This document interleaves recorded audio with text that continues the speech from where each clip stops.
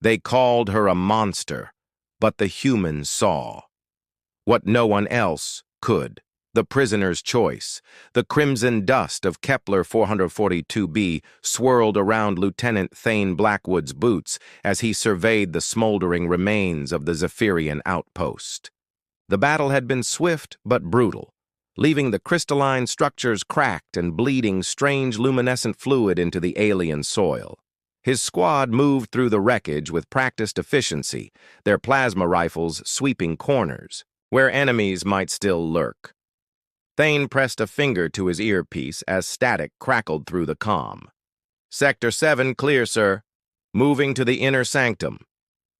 "Copy that, Blackwood," came Commander Rigel's gravelly voice. "Intelligence suggests high-value targets in the central chamber. Proceed with caution." The inner sanctum rose before them like a cathedral of living crystal, its walls pulsing with bioluminescent veins that cast eerie shadows across the team's faces.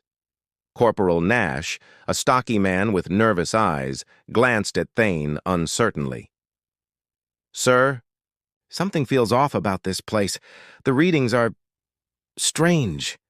Thane nodded, his weathered face grim. At 34, he'd seen enough battles to trust his instincts, and right now they were screaming danger. The Zephyrian Empire was known for its advanced biotechnology and ruthless tactics.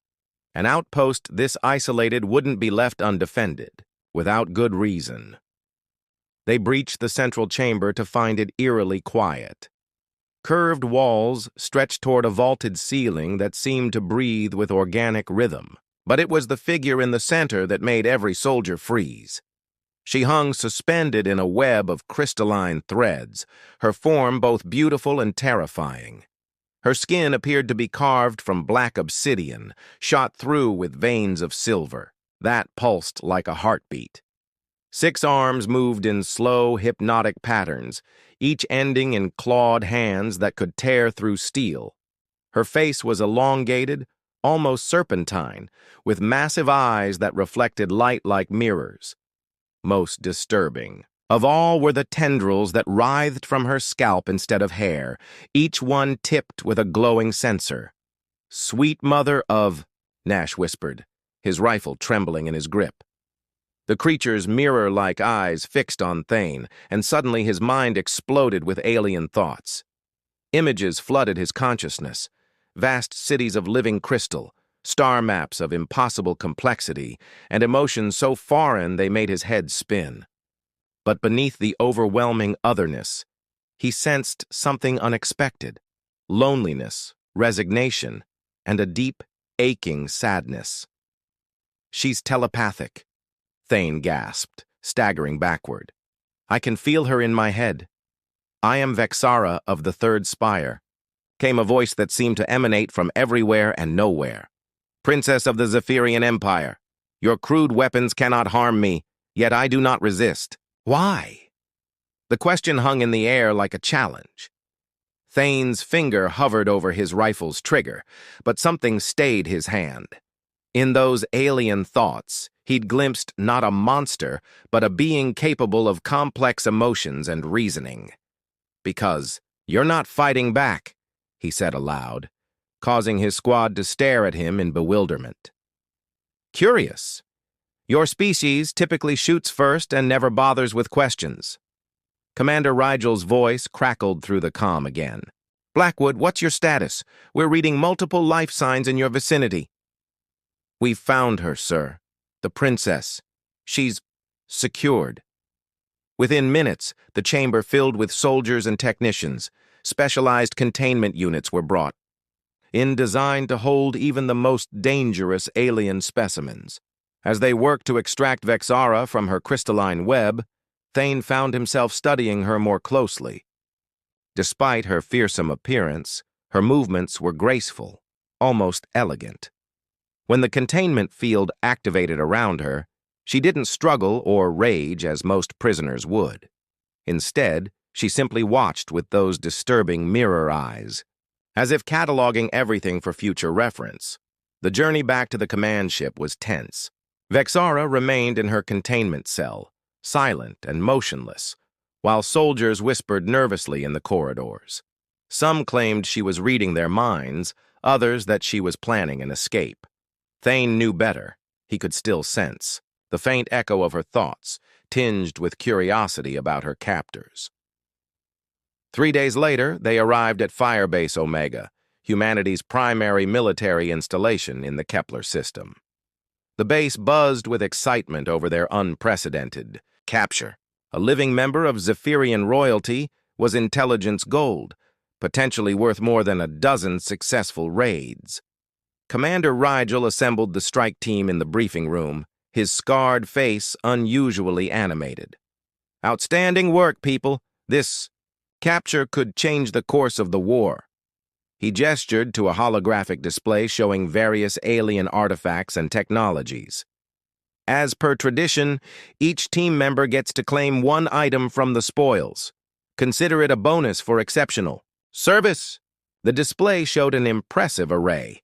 Advanced plasma weaponry that could punch through any known armor, quantum computers that could process data at impossible speeds, and crystalline power cores that could run a city for decades. Thane's teammates stepped forward eagerly, making their selections. Nash grabbed a plasma rifle that would make him the envy of every soldier in the fleet. Others picked data cores and exotic materials worth small fortunes. When Thane's turn came, the IDA room fell silent. He stared at the holographic display for a long moment, then looked toward the secure wing where Vexara was being held. "I choose the princess," he said simply. The silence stretched uncomfortably. Nash dropped his new rifle, staring at his lieutenant as if he'd grown a second head. "Sir, you can't be serious. She's not a thing to be claimed. She's a prisoner of war." Commander Rigel leaned forward, his expression unreadable.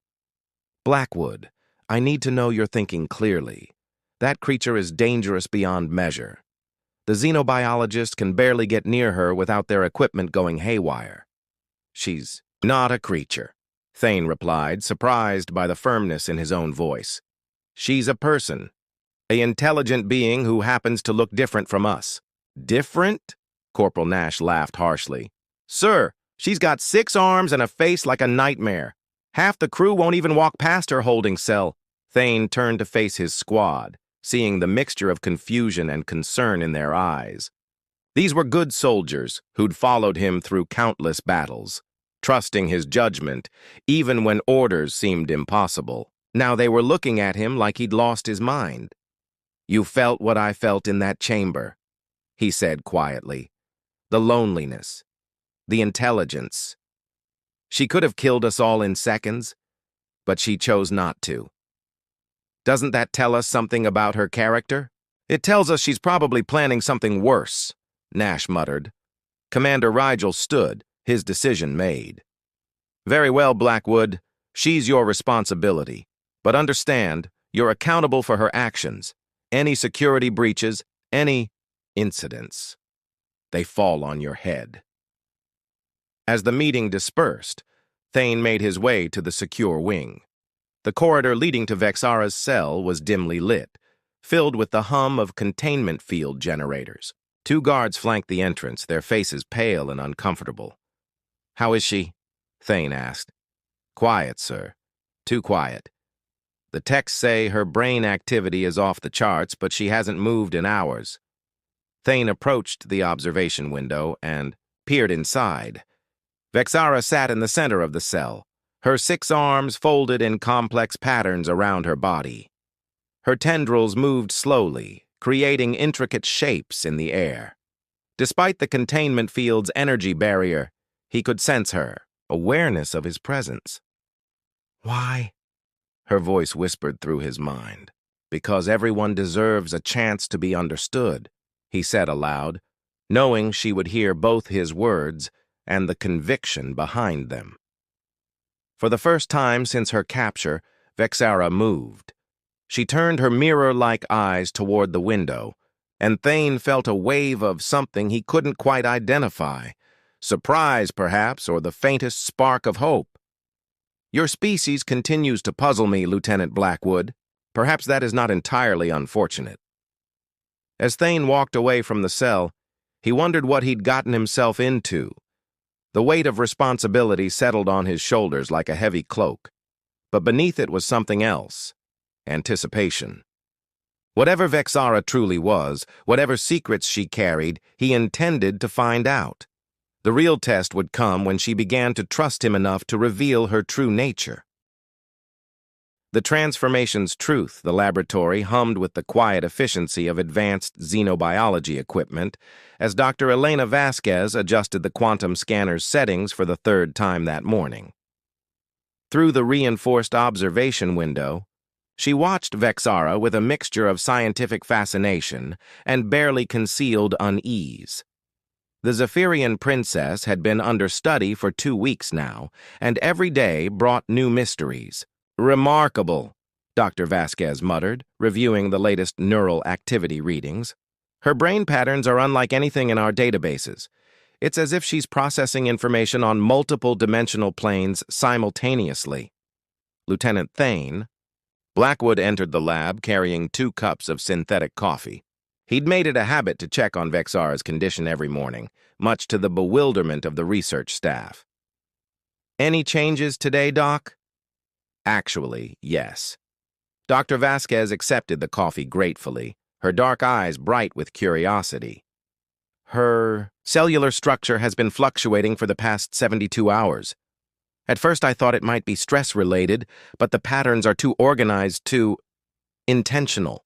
Through the observation window, Vexara sat motionless in her containment cell, but Thane could sense the telepathic whispers at the edge of his consciousness.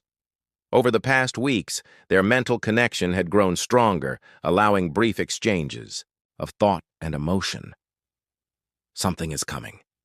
Her voice echoed in his mind, tinged with anxiety.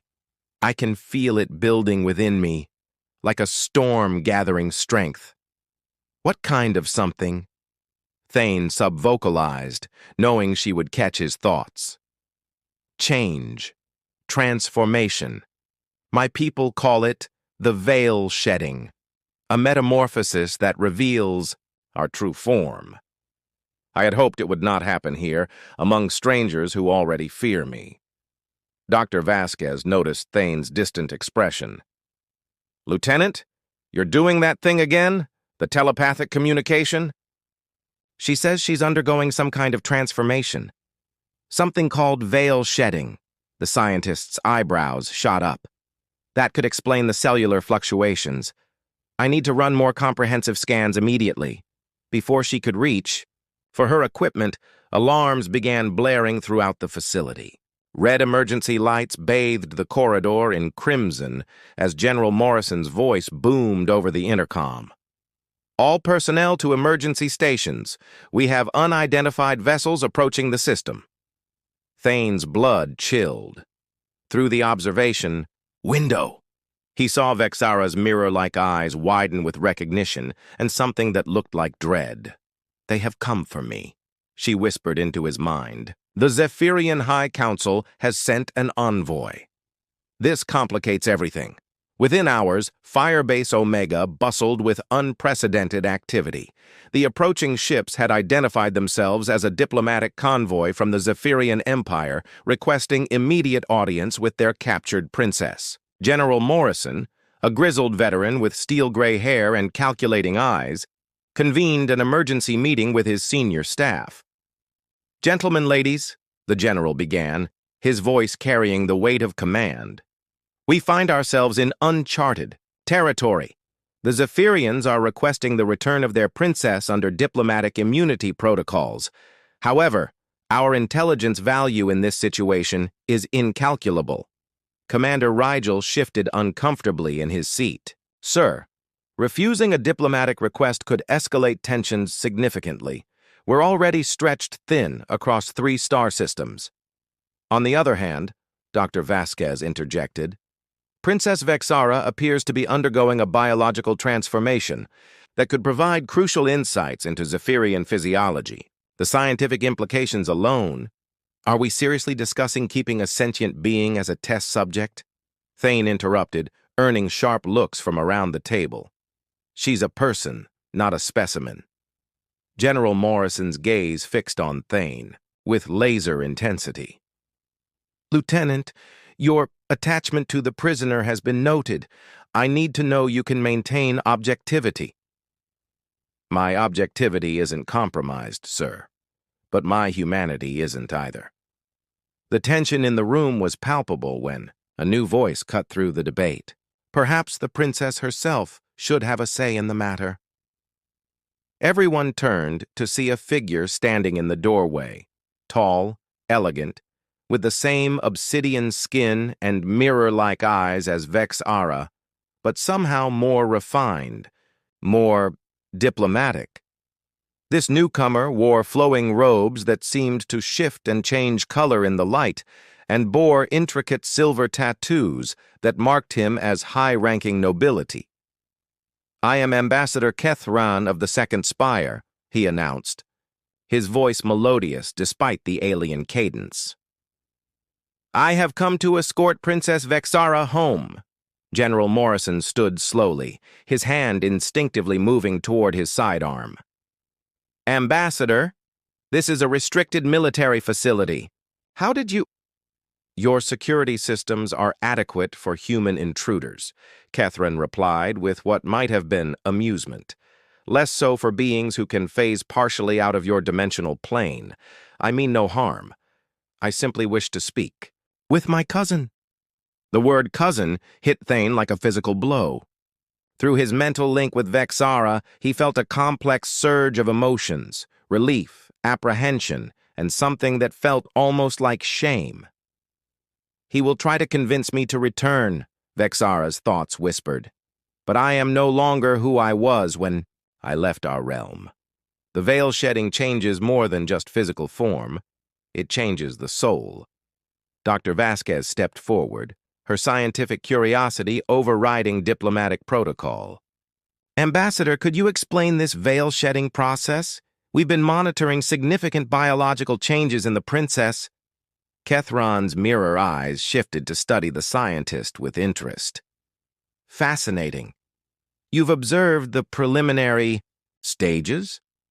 "Most unusual. The veil shedding typically occurs only within the sacred crystalline chambers of our homeworld, triggered by specific harmonic frequencies and telepathic resonance." "What triggers it here?" Thane asked. "Emotional catalyst," the ambassador replied, his gaze now fixed on Thane with unmistakable understanding. "Profound connection with another consciousness. The process strips away the protective outer shell we develop for warfare, revealing our true nature beneath." Before anyone could respond, the facility's lights flickered and a low harmonic vibration began emanating from the direction of the containment wing. Dr. Vasquez's equipment began registering off-the-charts energy readings. "She's beginning the transformation," Kethran announced, urgency creeping into his voice. "We must reach her immediately. If the process completes without proper guidance—" His words were cut off as a brilliant pulse of silver light erupted from the containment area, sending shock waves through the station's hull. Emergency klaxons wailed as personnel scrambled to maintain system stability. Thane was already running toward the containment wing, his heart pounding with fear for Vex-Ara's safety. Behind him, he could hear the others following. General Morrison barking orders, Dr. Vasquez frantically consulting her instruments, and Ambassador Kethran moving with fluid grace that seemed to defy the station's artificial gravity. They arrived at the observation deck to find Vex-Ara's cell transformed. The containment field had shattered, and in its place was a cocoon of living crystal that pulsed with internal light. Vex-Ara's silhouette was visible within, but her form was changing, shifting, evolving. The crystalline matrix is protecting her during the transformation, Kethran explained, his voice filled with what sounded like pride. "Soon, you will see her as she truly is." "And what is that exactly?" General Morrison demanded. "Beautiful," Thane whispered, the word coming from some deep certainty he couldn't explain. The cocoon began to crack, silver light streaming through the fissures. As the crystal shell fell away, a figure emerged that took everyone's breath away.